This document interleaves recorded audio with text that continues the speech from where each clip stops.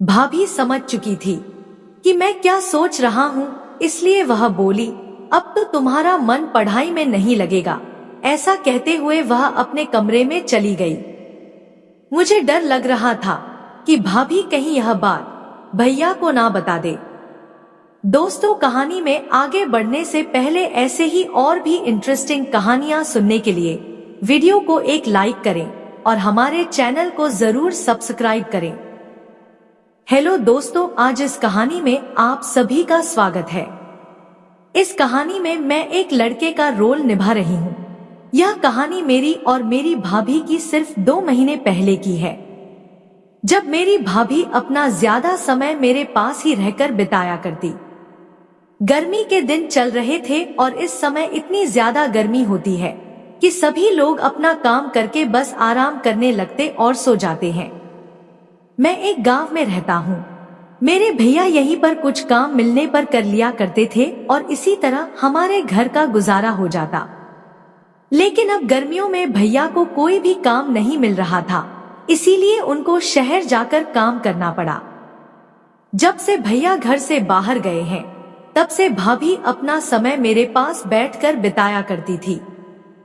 मैं अभी एसएससी की तैयारी कर रहा हूँ, इसीलिए मैं घर से बाहर नहीं जाता था और अपना ज्यादा से ज्यादा समय अपने पढ़ाई को देता था, ताकि मैं अपना सपना पूरा कर सकूं। मेरे भैया मेरा बहुत ज्यादा सपोर्ट करते और यह कहते, अपने पापा के चले जाने के बाद मेरी पढ़ाई पूरी नहीं हो पाई थी, इसलिए तुम मेहनत करो और एक सफल इंसान बन जाओ। तो मैं भैया की बातों को सोच सोच कर और ज्यादा मेहनत करता, क्योंकि मुझसे ज्यादा मेरे भैया मेरी फिक्र कर रहे थे। एक दिन मैं अपने कमरे में बैठे पढ़ाई कर रहा था कि तभी भाभी ने दरवाजा खटखटाया। मैंने अंदर से कुंडी नहीं लगाई थी। मैंने दरवाजा खोला तो देखा कि भाभी आज मेरे कमरे में आई है। मैंने भाभी से पूछा, क्या हो गया? भाभी आज अचानक से मेरे कमरे में आई तो वह बोली, देवर जी मम्मी अपने कमरे में सो रही हैं, इसलिए मैं अकेले बैठे बैठे बोर हो रही थी तो तुम्हारे पास आ गई।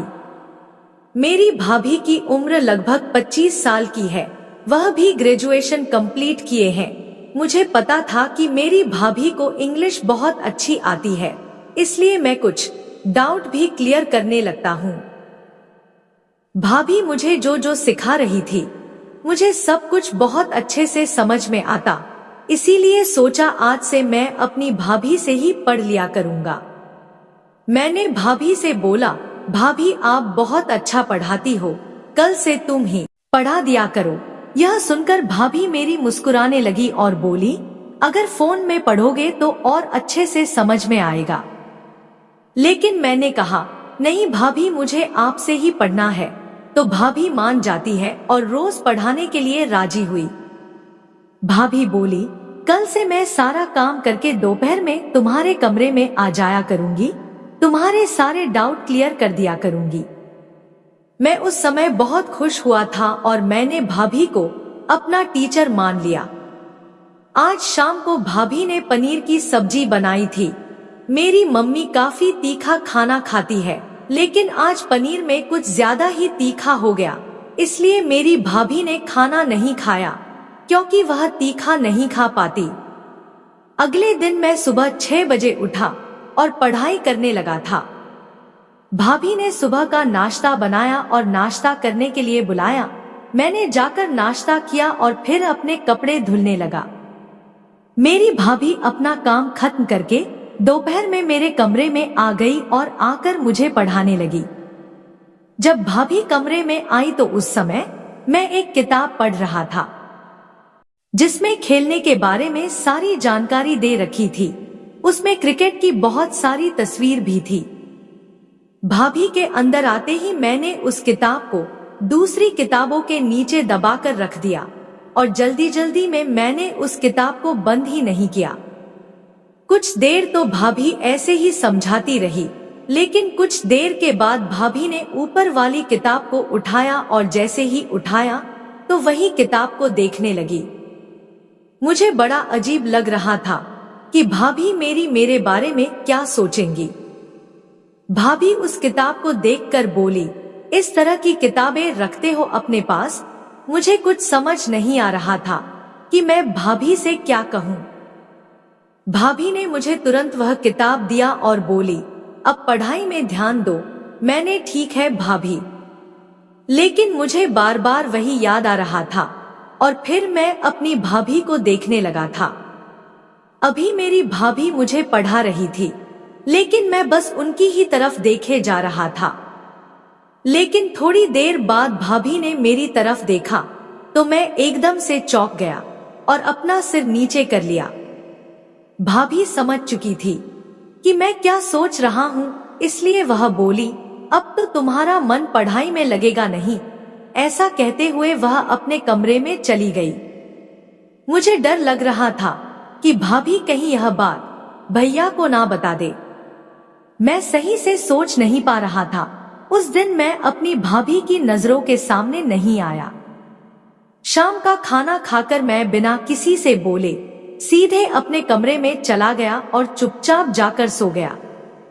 अगली सुबह जब मैं उठा तो भाभी मेरे कमरे में आई और देखकर हंसने लगी। उनको देखकर मैं भी मुस्कुराया। उसके बाद वह बोली, चलो नाश्ता कर लो। पहले तो मैंने हाथ पैर धोकर नाश्ता किया और उसके कुछ देर बाद मैं नहाने चला गया। दोपहर हुई तो भाभी मेरे कमरे में आई। थोड़ी देर तो वह कुछ नहीं बोली। बाद में उन्होंने कहा, कल जो किताब तुम पढ़ रहे थे वह मुझे भी बहुत अच्छी लगती है। तो मैंने झिझकते हुए कहा, भाभी मेरा मन भी वह सब का हो रहा है। मेरी बात सुनकर भाभी तुरंत मान गई और कुछ नहीं कहा। मुझे ऐसा लग रहा था कि जैसे मैं कोई सपना देख रहा हूँ। उसके बाद हम दोनों ने लगभग 2 घंटे तक एक दूसरे के साथ प्यार किए। फिर भाभी बोली, अब तो तुम अच्छे से पढ़ाई करोगे ना? मैंने कहा, हाँ भाभी, अब मैं बिल्कुल ध्यान से पढ़ूंगा। थोड़ी देर बाद भाभी को मायके से फोन आता है, इसलिए भाभी अपने कमरे में चली गई। उनके जाने के बाद मैं आराम करने लगता हूँ। शाम को भाभी के गांव से कुछ लोग आ गए तो भाभी मेरी खाना बना रही थी। खाना खाने के बाद मेरी मम्मी बोली, तुम अपनी भाभी के कमरे में चले जाओ, क्योंकि जो इनके गांव से 3 लोग आए हैं वो तुम्हारे कमरे में सो जाएंगे। मैंने कहा ठीक है। उसके बाद मैं अपनी सारी किताबें लेकर भाभी के कमरे में चला गया। भाभी मुझे कुछ देर पढ़ाती रहती है। काफी देर तक पढ़ाई करने के बाद मैंने किताब भी रख दी तो भाभी बोली, अब सोने चलो। उसके बाद सारी रात हम साथ में सोए। सुबह जब मेरी नींद खुली उसके बाद मैंने समय देखा तो 8 बजे थे। तो मैंने भाभी से कहा, आपने मुझे जगाया क्यों नहीं?